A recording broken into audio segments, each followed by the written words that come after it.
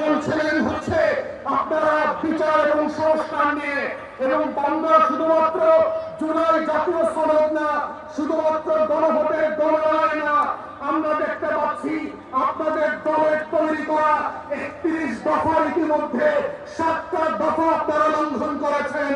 যেই রাজনৈতিক দল নিজের আগামী ডিসেম্বরে বাংলাদেশে আসবে, আপনাদের এই সিলেট মৌলভীবাজার হবিগঞ্জের সীমানা দিয়ে যদি ডিসেম্বর মাসে গণহত্যাকারী ফ্যাসিস্ট শেখ হাসিনা আসতে চায়, তাকে আবার বাধা দিয়েন না, তাকে সাদরে বরণ করে নিয়েন।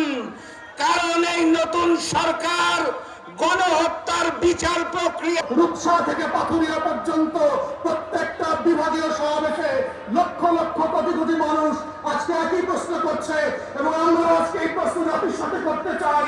সরকার মঞ্চে আসন গ্রহণ করেছেন বাংলাদেশ খেলাফত মজলিসের অন্যতম নায়েব আমির মাওলানা।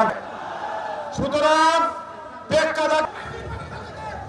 মঞ্চে আসন গ্রহণ করেছেন বাংলাদেশ খেলাফত মজলিসের অন্যতম নায়েব আমির মাওলানা।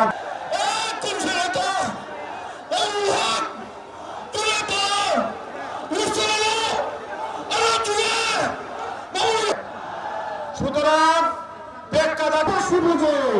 সিলেট থেকে আন্দোলন হবে, সিলেটের আন্দোলনের মাধ্যমে গণভোটের রায়কে আমরা বাস্তবায়ন করব।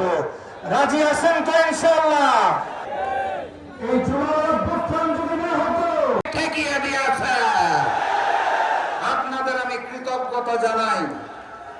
সাথে সাথে মৌলভীবাজার এবং হবিগঞ্জের দেশপ্রেমিক জনগণ বাংলাদেশের সীমান্তরক্ষী বাহিনীর সাথে কাঁধে কাঁধ মিলিয়ে